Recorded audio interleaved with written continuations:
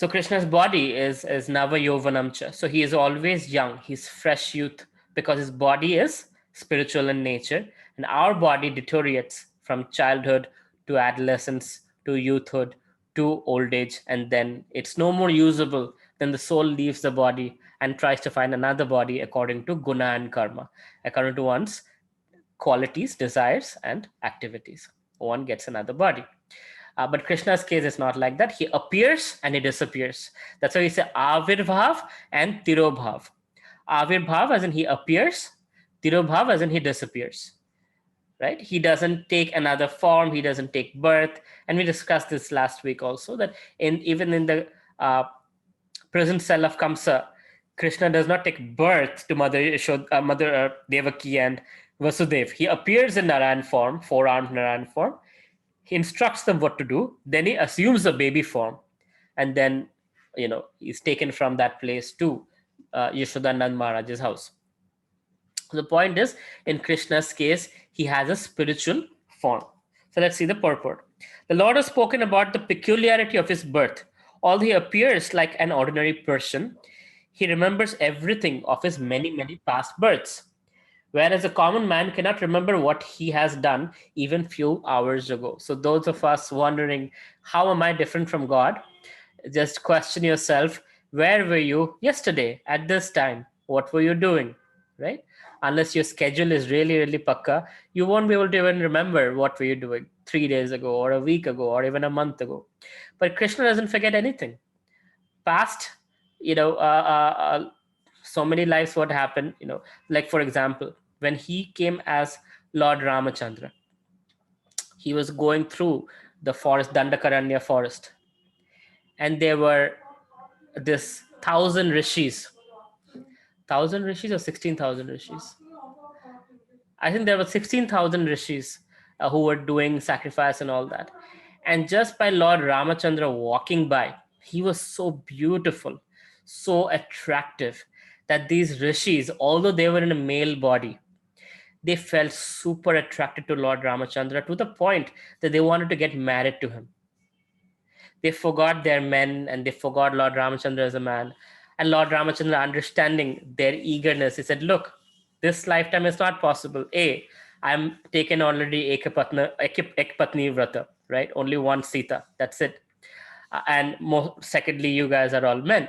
But next life, I will fulfill your desire. And so Krishna does that. 16,108 wives, the 16,000 wives are those sages from the past, right? Who had the desire to marry Lord Ramachandra, right? Again, soul to soul. Please don't get in the whole aspect of same-sex attraction and all of that. In this case, Lord Ramachandra is also the soul, the Satchidananda Vigraha walking by. He is not just a body made up of blood, mucus, pus, urine, and stool like us. He's different. Satchidananda Vigraha. That's Lord Ram. So the soul is attracted to the Supreme Personality of Godhead. So in the case of those sages, although they were in male body and Ramachandra was in male body, the point is their soul is attracted to Lord Ramachandra, who is the Supreme Soul. So Krishna fulfilled that desire. So the point is, Krishna remembers. Past life, you wanted that. I promised you, here I am, fulfilling your desire. Right? And there are many such connections between Ramayana and Krishna Leela, where you get to see Lord Ram couldn't do something in Ram mode because Maryada Purushottam, following on the rules. It's not possible to fulfill everybody's desire. But as Krishna, he doesn't follow any rules. He's practically, he's just breaking rules just to show he's God, right? And in that case, he's able to do a lot of things, show a lot of charming pastimes that he continues from his past, that he promised. Like, for example, Lalakuvira Badigreva, they were waiting for millennia as those trees. When we do the Damodar Ashtakam, right? The prayer is, just like you liberated Kubera's sons, please liberate us. And after many years of being a tree, Krishna came and liberated them. So the point is, Krishna does not forget. And it's also true for us. All of you, let's say today you're here and you never study the Gita again in your life. I hope that's not the case, unless I'm awful as a instructor. But anyway, But let's see, you never look at anything Krishna conscious. Trust me when I say it, Krishna will not forget it. Krishna will remember the little bit that you gave, and he'll be grateful for it. And he will always want to reciprocate back with you, because that is Krishna's nature. Like in Draupadi's case, just to give you an example, right? Uh, Draupadi, when she needed sari, her sari was being pulled, and she said, Govinda, come and help me, right? At that time, Krishna provided her with unlimited sari. Here is what he was reciprocating with. One time, Krishna got a cut. Krishna's God. But anyway, it's past time. Krishna got a cut, and Draupadi, without even thinking, tore her royal sari and immediately tied on Krishna's wound. Krishna remembered that, and he reciprocated with unlimited sari. Another example, Krishna came, and Draupadi, there was no food left, and Draupadi was like, "Oh, there's a little spinach." Krishna accepted that spinach, and all the 60,000 disciples of Durvasa Muni were fully satisfied. I told you the story, shared the audio with all of you also in the Philosophy Friday group, so you know the story. Another example is in case of somebody please remind me the name of Dhritarashtra's sane brother, the brother who actually has intelligence. Pandu? No, Pandu died. Shakuni. Vidur. Not is it Vidur? Vikarna, sir. Vidur's wife. I think it is Vidur. Yeah, you're right. It is Vidur. Sudaputra Vidur, right? He's a son of the Shudra. Yes. Yes. Oh, right. It's Vidur. Right. So Vidur. So what happened? Vidur was trying to give good advice to Dhritarashtra and Duryodhan, and they didn't like it. So they they insulted Vidur. Vidur said, "I'm leaving. I'm gone." So Vidur left all the royalty and everything, and he lived in poverty. Then what happened? In Vidur's case, Krishna was coming to Hastinapur, and Vidur was very happy that Krishna is coming to Hastinapur. So he invited Krishna to his house, even though he was living like a very poor man. And on the other hand, Duryodhan also invited Krishna. And Duryodhan was the king, so he made massive arrangements, massive tents, entertainment, food, dancing women, all of that. Krishna walked right past Duryodhana's tent and went for Vidura's house. Now, Krishna arrived a little early than expected. Vidura's wife was in the shower. She was, not ready to receive Krishna. Krishna is like, "Hey, I'm here, and I'm hungry. Feed me." So Vidura's wife somehow came out, just put some cloth around herself. She was in so much ecstasy seeing Krishna that she offered Krishna a banana, but she threw away the banana and offered Krishna the banana peel. And because she was in ecstasy seeing Krishna, out of pure love, she offered the banana peel to Krishna. Krishna just started chewing on the banana peel. And at that time, Vidur came in with all the groceries and everything. They were getting ready for Krishna to come. Krishna came early. And Vidura saw, was like, "Oh my God, what are you doing? You're feeding banana peel to the Supreme Personality of Godhead, and you threw away the banana. Are you mad?" She's like, "Oh my God, I got into ecstasy. I didn't see what I was doing. I'm so sorry, Krishna." Krishna says, No, this is better than any food I've ever tasted. This is pure love. And then, of course, they cooked a very fancy meal. Krishna ate everything. And Krishna said, "Still, after eating everything, I can tell you that banana peel was more tasty than anything I've eaten." Right? So that's Krishna's nature. He doesn't forget things. If anybody does anything out of love for Krishna, he always remembers out of gratitude, and he wants to reciprocate. That's the nature of Krishna. So in this case, Arjuna is wondering, what happened? How could you remember Sun God? Krishna doesn't forget. Krishna always remembers. So he would surely have to. One should not be misled by such meaningless claims. If someone is asked what he did exactly the same day, one day earlier, it would be very difficult for a common man to answer immediately. He would surely have to dredge his memory to recall, right? And yet, men often dare to claim to be God or Krishna. One should not be misled by such meaningless claims. Then again, Lord explains his Prakriti or his form. Prakriti means nature, as well as Swarupa or one's own form. Lord says that he appears in his own body. He does not change his body as the common living entity changes from one body to another. The conditioned soul may have one kind of body in the present birth, but he has a different body in the next birth. In the material world, the living entity has no fixed body, but transmigrates from one body to another. The Lord, however, does not do so. Whenever he appears, he does not in the same he does so in the same original body by his internal potency. In other words, Krishna appears in the material world exactly in his original form, with two hands holding a flute. He appears exactly in his eternal body, uncontaminated by the material body. And this is where Lord Shiva comes in. For those of you wondered what is Lord Shiva's role, that is Lord Shiva's role. Krishna does not get touched by matter, by material nature. So when he has to contact matter, that he does that through Shambhu, right? That's why Durga and Shiva's union, you see a Shiv Linga, that's the union of Durga and Shiva, right? That is basically the ray of Vishnu. So Vishnu is impregnating Durga Devi with all of us, jivas, right? Through the agency of Lord Shiva. That's why Lord Shiva is called Bhutnath. Now, sometimes people understand this Lord Shiva is the father of all living entities, which is true and which is not completely true. So it's true in the sense that through Lord Shiva, us living entities enter Durga Devi in this loka. But there is somebody who is through Shiva having us enter Durga Devi, and that is Mahavishnu. So original father is actually Mahavishnu, but through the agency of Lord Shiva, we are put into Durga Devi. And just like that, through the agency of our father, we are entering the womb of our mother, right? So there's our own biological father, there is the father Shiva, and then there is father Krishna or Mahavishnu, who's the original father, who is our creator.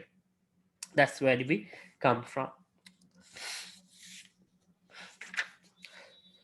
Should I read, Prakriti?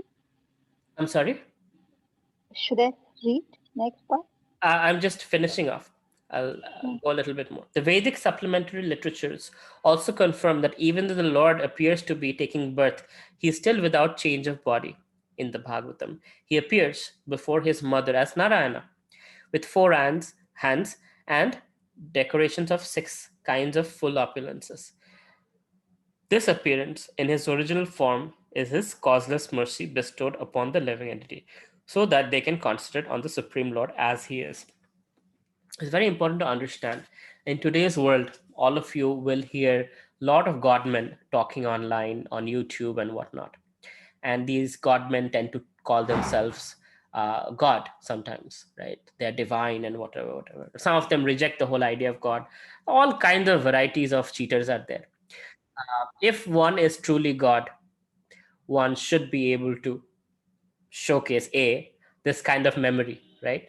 Number 2, they should be able to do extra human activities like lifting Govardhan Hill or showcasing universal form. Lord Chaitanya was able to do it, right? He showed his universal form. He showed his form as Krishna to many devotees, right? At one time, devotees were doing Sankirtan, Hare Krishna mantra Sankirtan, and they got hungry.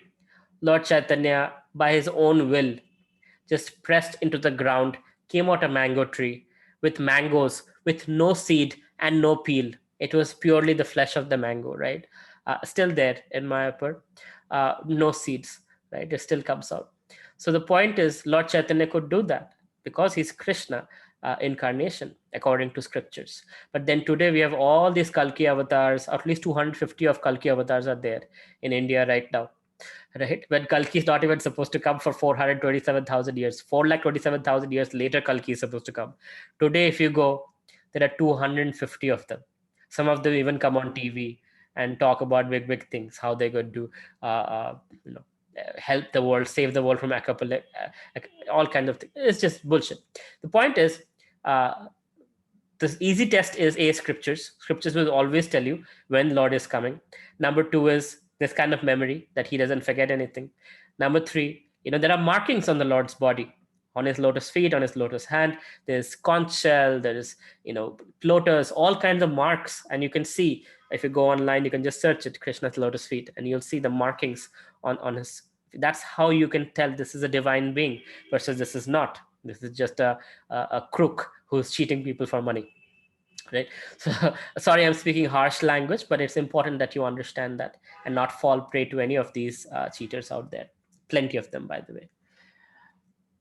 Kalki is the last incarnation of Vishnu who will incarnate in this world end of Kali Yuga. Yeah, Kalki avatar will come in end of Kali Yuga. Right now it's the beginning of Kali Yuga. We're only 5,000 years into it. 427,000 years to go. So at the end, Kalki avatar will come and he will transition us into Satya Yuga after killing all the remaining demons that are left. All right, hopefully we will not be there. Okay. Yes, Nupur Mataji, you can read the next verse. 7. Yes, Prabhuji. यदा यदा हि धर्मस्य ग्लानिर्भवति Bharat अभ्युत्थानम् अधर्मस्य तदात्मानं सृजाम्यहम्. Whenever and wherever there is a decline in religious practice, O descendant of Bharata, and a predominant rise of a religion, at that time I descend myself. Thank you very much. So, very famous verse, because those of you who have watched the Mahabharata TV shows and all, they have this in the title. So most people know this. What this means, yada yada hi dharmasya, whenever there is decline of religiosity, dharmasya, glani bhavati bharata, abhyutthanam adharmasya, right? So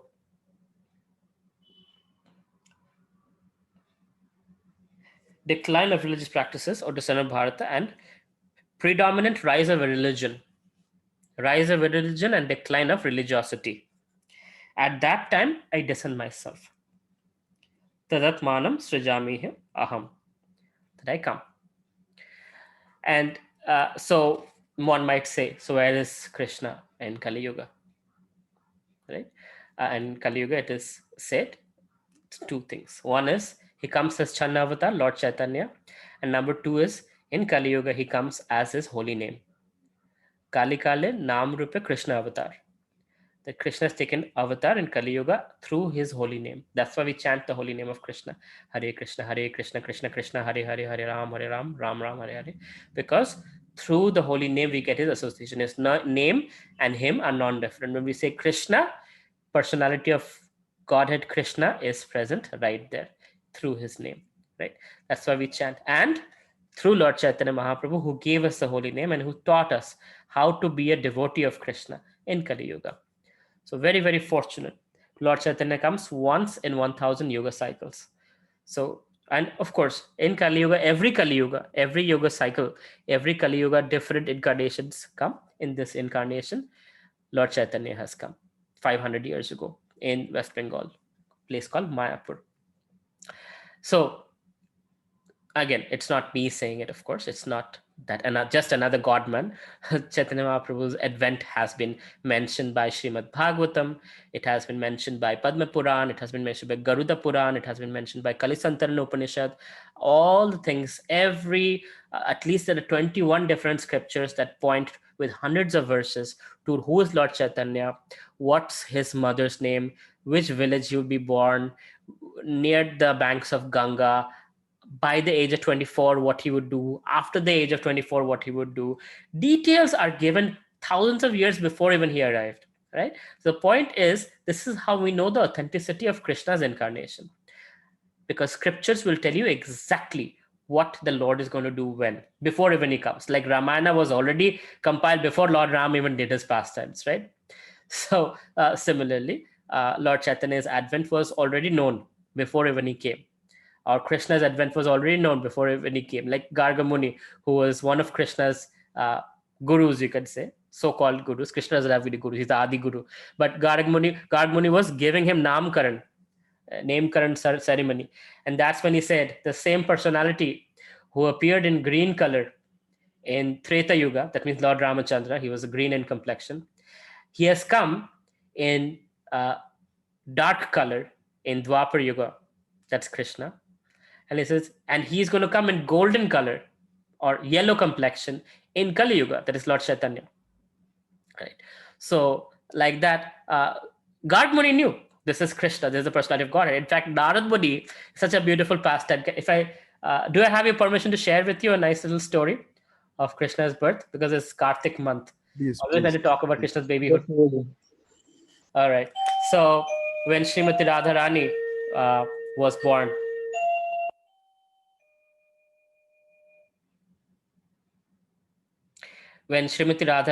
born, just give me a second. There's somebody at the door.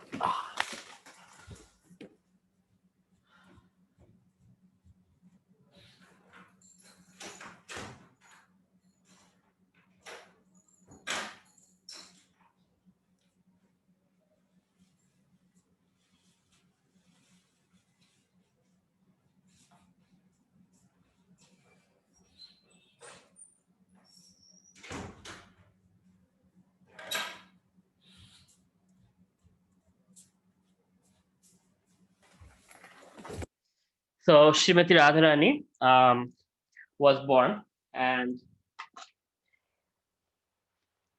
Krishna was also born. All right, both of them were there. And Narad Muni obviously knew what's happening. The personality of Godhead has appeared on Earth planet. And Narad Muni, of course, Nand Maharaj was doing Nandotsav. So, everybody got to see Krishna. It was wonderful. But Radharani, nobody knew yet. Nobody got to see. And Radharani's parents were, Radharani's parents were very embarrassed because their daughter would not open her eyes or speak or do anything. So they thought that their daughter is actually dumb and blind and deaf, maybe. So Narad Muni knew Radharani has taken birth. So he wanted to take her darshan. And so Narad Muni came to Varsana.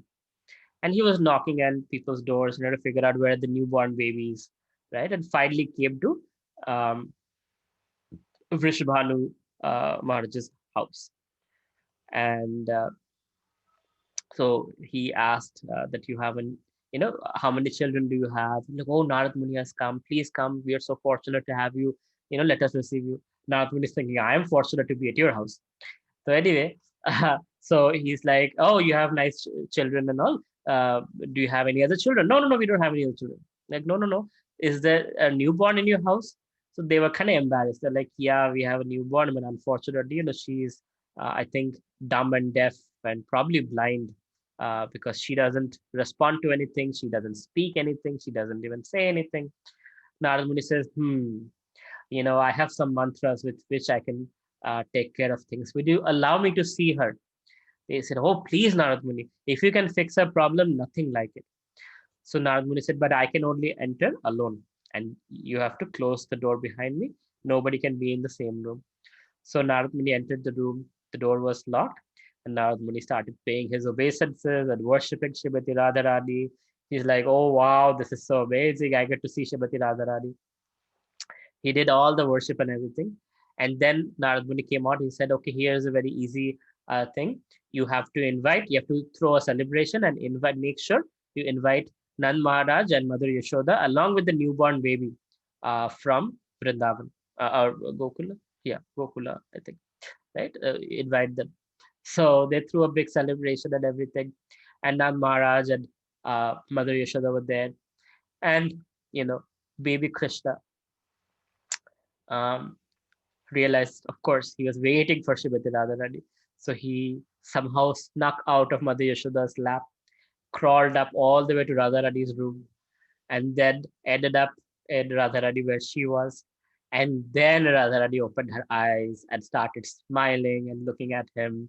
And, they were having their transcendental exchange. Why was I telling the story?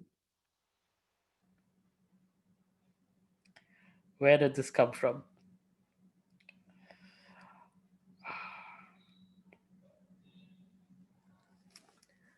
Can anybody remind me? I was giving certain analogies.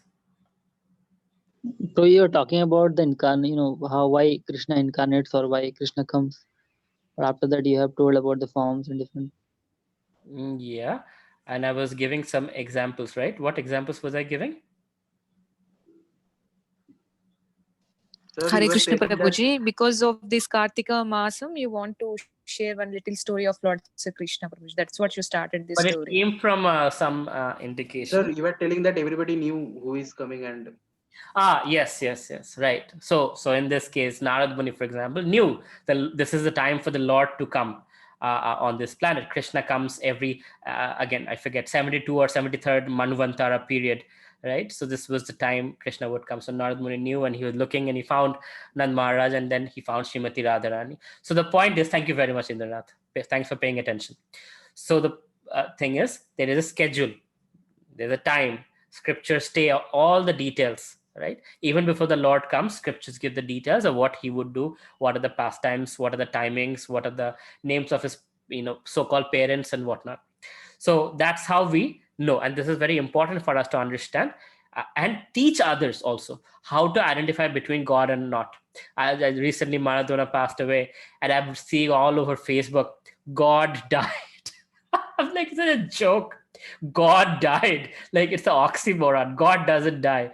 But when people's idea of God is Maradona, then yes, of course. If people's idea of God is Sai Baba, or people's idea of God is any mortal being, then yes, of course they die, because they are not God. But God doesn't take birth or die. If you look at Krishna's, one day I'll maybe share Krishna's pastime of appearing on this planet, and his very unique pastime of leaving Earth planet, right? It's mind-blowing, mind-boggling how he does it. Lord Chaitanya, for example, he never had a dead body. Lord Chaitanya merged into the deity of Tota Gopinath, still there in Jagannath Puri, right? So very beautiful deity of Tota Gopinath, and you can see him. That's where Lord Chaitanya entered the body of Tota Gopinath. So Krishna always appears in mystical ways and disappears in mystical ways, whereas so-called God men take birth like normal people, get sick, break bones, go to hospital, need bulletproof glass because people want to kill him, and all of that. God doesn't need bulletproof glass. Thank you very much. He doesn't need bodyguards. He's alone enough. One Sudarshan Chakra, finished. Right? So it's very important to understand who God is and the difference between those who call themselves God. So yada yada hi dharmasya, he keeps coming. Whenever there's a decline in religiosity, he keeps coming. And as Kali Yuga is progressing, it is our duty to make Krishna's presence felt in various places through the holy name. Like today, as you can see this, I shared with some of you, we had a factory opening for one of our family businesses. And so we did a Vaishnava Yagya there, fire sacrifice, Narsingadev and Radha Madhav were installed and everything, right? So in the factory, we are making sure that all the employees and the workers and everybody would be reminded that the factory belongs to the Lord. This business belongs to Krishna, right? And he is there to protect them and take care of them. So the point is, in every single way, we did holy name chanting and everything. And there were Hindus, Muslims, other religions and whatnot, but everybody chanted the holy name nicely. So Krishna is not just present in Hastinapur or Vrindavan or Dwarka or Mathura, places like that, but through the holy name, we are, making his presence available in all different parts of the world, right? And that wherever Krishna's presence is, there's auspiciousness and there is happiness, and people's problems are solved from material contamination. So that's the glory of Kali Yuga. Kali Yuga is a very bad time to be born, but for those who have access to the holy name, this is the best time to be born, because it's the easiest process to go back to Godhead, right? And back in the days, imagine Satya Yuga, people who had to stand on one leg, do all yoga asana and chant Om Namo Bhagavate Vasudeva. Imagine Dhruva Maharaj, right? Without food, without water, all of that. How could we do that? Probably, I don't think any of us would be qualified. I'm not, for sure. I can hardly fast on Ekadashis. So Dhruva Maharaj and people like that are like, they were even fasting from breathing, from air. Imagine that. Even Hiranyakashipu, being a demon, was doing such great tapasya. The point is, in Kali Yuga, thankfully, we are not capable of doing such things. And the easiest and the most powerful process has been given, that is chanting of the holy name. And by doing so, one can attain the highest perfection that Dhruva Maharaj, Prahlad Maharaj, right, Parikshit Maharaj, all these great personalities were able to attain. We have access to that by chanting the holy name of Krishna. Right? In South India, there's Vishnu Sahasranam. In the Sri Sampradaya, in Brahma Madhava Gaudiya Sampradaya, there's Hare Krishna Mahamantra. Right? In other Sampradayas, there are other names of Krishna. Right? But the point is, chanting of Krishna's name is the yoga dharma. That is the way to get liberated. Ayush, you have a question? Yes, sir. Does Jiva falls from Golok Dham? Yes.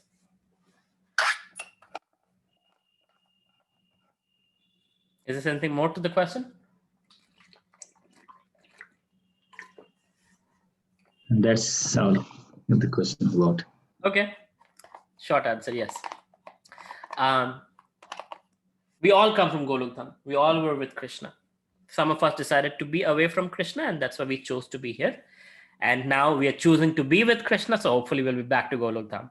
Some people are not choosing to be with Krishna, so they'll be here again, and again, throughout many, many trillions of lifetimes. It's a choice. Okay, any other questions?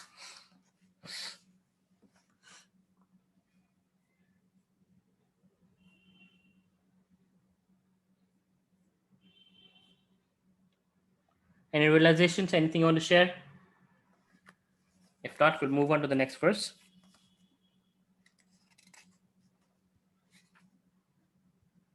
Beautiful verse. Chapter 4, text 8.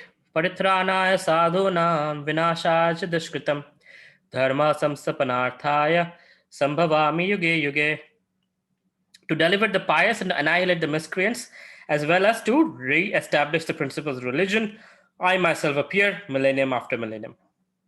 Amazing, right? To deliver the pious. First is, so we see Krishna with chakra and everything, and we're like, he comes to kill the demons. He actually comes to protect, deliver his devotees, the pious. And by the way, sometimes to protect his devotees, he has to kill the demons. So he does that. But mainly, paritranaya sadhunam. Paritranaya sadhunam vinashaya dushkritam. Destroy the dushkritam, the miscreants. Dharma samsthapanarthayo. To establish dharma, the dharmic principles. Sambhavami yuge yuge. I keep coming yoga after yoga. Right? So, when I started this place in Chicago called Krishna House. And in Krishna House, it was a place where students could come, learn Krishna consciousness. Some would stay with me and do Mangalarati and all kinds of, hear Bhagavatam, Bhagavad Gita and all of that, get trained up in Krishna consciousness while they're being students. So, and we give scholarships also for studying in the US. It's expensive. So I used to offer some scholarships to them as well. The point is, in this process, many students would come to me and say, this place is an oasis in the middle of Chicago.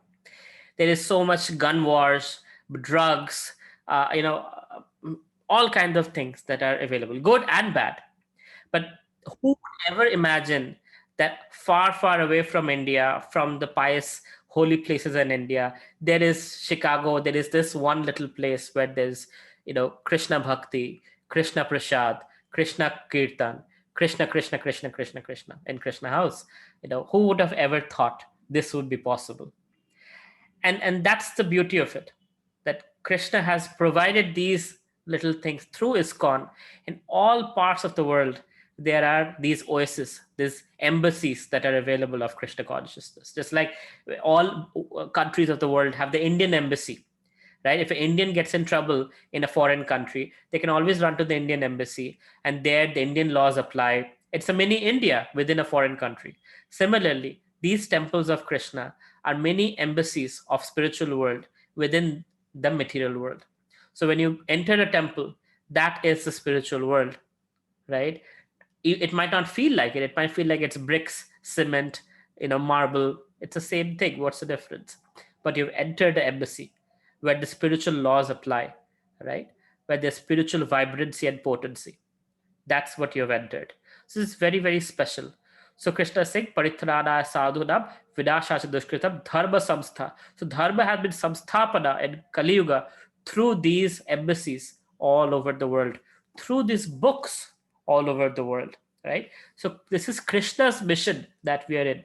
This is Krishna's mission. It's not somebody decided I'm going to go to America and I'm going to teach Bhagavad Gita to the Westerners. This is the mission that Krishna instructed us, right? And Kali Yuga, how else will anybody get access to Dharma Samstha? Because, now I can speak about the religions that I know of. I grew up in a Christian missionary school and I took Islamic studies in college. So I can tell you a little bit that I know of. The thing that other religions lack is the Guru Shishya Parampara, which is the core of this chapter 4, right? The Parampara is a very important principle in the authenticity, in proving the authenticity of Vedic knowledge. In Prophet Muhammad's case, after 70 years of his passing away, the knowledge of his teachings and everything, from carpets, from clay pots, from writings on different houses, were compiled together and made into Quran. Not only that, 400 years later, the dots that you see in Arabic, those are the vowels. They were inserted into Arabic language. Now you understand when you put vowels into a language, how the language transforms, right? Meanings change. And there is no disciplic succession as such. There is no Guru Shishya Parampara, right? There is fight between this brother and that brother, this caliphate and that caliphate. They say we are right, they say we are right. Same thing in Christianity. There's Catholicism, there is Orthodox, Greek Christianity, there is Protestants, there is all kinds of Christian segments. And if you look at it, the language, is no more in existence. The language that the Bible was written down, compiled by the apostles. So what the apostles wrote, they were edited over and over and over and over and over again. In fact, Bible did mention about past life, karma, and things like that. There was a King Constantine who put all the bishops in a church and said, don't come out till you are able to get rid of all the mentions of reincarnation and past life, right? So that people don't get lazy about their spiritual life. His intention was good. He wanted people to go back to the kingdom of God in this lifetime itself. So they get serious about it. So he removed all the past life, reincarnation mentions. Now, what he did was he tinkered with the Holy Scripture. That means the Scripture is no more intact.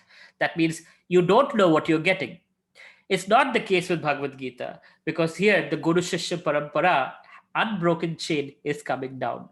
And God is speaking first person singular, right? Vyasadeva, we spoke the other day. This is Krishna Dvaipaya Vyasa, who is actually an incarnation of Krishna. The person who's writing this down and the person who's speaking, both are Krishna and Krishna's incarnation. So you're getting something very, very authentic. Whereas in other religious orders, you cannot vouch if you're getting something authentic or not, because the chain of disciplic succession is not there. Buddhism has it, right? They have the Lama system. So thankfully, in their case, they rejected the Vedas, but they kept the Guru Shishya Parampara, right? That has been maintained. So this is a very important principle in Vedic system of having a guru and receiving the knowledge and giving it to the next generation without changing it, without altering it, giving it as it is. That's why we say Bhagavad Gita as it is, right? So that's how Dharma Samsthapanarthaya. Dharma Samsthapanarthaya happening through establishing of religiosity, happening through the disciplic succession. And we, being the part of the disciplic succession, all of us here, it's our responsibility to learn this like a lawyer learns a law book, and then teach it to the next generation, to our younger brothers and sisters, or older brothers or parents or whatever. But first we have to perfect ourselves. Lord Chaitanya says, first, Bharat Bhumite Janma Hoilu Jar, Janma Sarthak Kori Karo Paropakar, which means first you're born this India, Bharat Bhumi, right? Those who are born have a special responsibility. First, make your life perfect by understanding the Vedic principles. Then make others' lives perfect by sharing this with them, right? So very, very important principle. But first, we have to understand this, have the confidence in us, know it in the sense that, yes, it works. So we know it. When do we know it? When we see it work in our own lives. The teachings that we are learning, when it works, we're like, oh, wow, this is how it works. Now, with that realization, when you share that knowledge with others, then people understand and they accept, right? When you just give book knowledge, it doesn't work. So first realize it, apply it in your life, and then give this knowledge. And that's our duty. Each one of us should become a small guru in our own capacity, so that we can give this knowledge to the next generation. That's how the Guru Shishya Parampara will continue through Kali Yuga. 4 lakh years we have to continue this, right? So we have to continue this like that. So I'll end it here with text 8. We'll start with chapter 4, text 9 next week. Any questions? We have 4 minutes left. Yes, Mr. Venkatesh. This is a little away from what we spoke today. In Udupi, Krishna, there is something called Kadakana Kidiki, which means the statue turned around in its direction, and it is now seen through a small window. So that's really touching for me. But is there anything that you can throw some light on that? Or? What I have heard, the pastime is, there was a lower caste devotee who wanted to take darshan of the Lord, and he entered the temple and he was kicked out. He was beaten and shoved out by the brahmanas. And so at the back side of the temple, there was a crack. So he was trying to see through that crack, take darshan of the Lord. And he was not able to see, but the Lord's back was visible. So Lord turned around to give his darshan to this devotee, proving to the brahmanas that he is so dear to me that I am turning just to give him darshan, even though you didn't let him take darshan. And when I have heard when Indira Gandhi came, she had the audacity of asking them to turn out the deity because she couldn't see through the crack. And they said, the Lord has turned, we cannot turn him around for you. You're nobody special, go away. So the point is, till date, everybody who goes to Udupi Krishna, they see him through that crack because that's the way the Lord performed that pastime. That's what I know of, what I've heard. Yeah, because I wanted to know from you, because that's Kanakadasa, the one who did that. Thank you. So I didn't have clarity on that, so I just wanted to get it. Sure, Guruji. Okay. Any other question?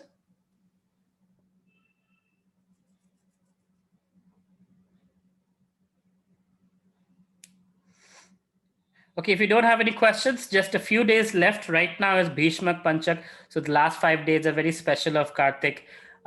This was a time when Bhishma Dev did some austerities to please Krishna as he was leaving his body. Bro, here in Delhi, I think a lot of people actually. Just give me 2 seconds. So if you can do anything for Krishna during these few days, and you've not been able to do much, please do so. Few days of Kartik left. It's like Black Friday. Today is Black Friday also. It's a massive discount. So same thing with Kartik month. It's a very auspicious time. Anything you do gets multiplied hundreds of times, right? So if you chant, hundreds of times. If you offer a lamp, hundreds of times. So any auspicious activity, Krishna conscious activity gets multiplied. So please use these last few days very well. Yes, Anant Prabhu, go ahead with your question. Yes, so in northern part, maximum people actually worshipping Khatu Shyam Prabhuji. So can you please give light on that? How actually they are worshipping?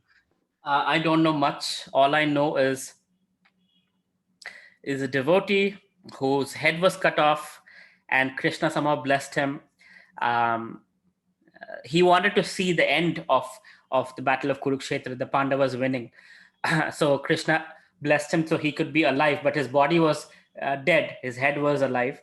And again, I don't know the entire story, but Khatu Shyam, Krishna said, blessing that those who worship you, I would consider it the same as worshipping me. So those who worship Khatu Shyam, Krishna accepts that worship as worshipping him. But beyond this, I don't know much.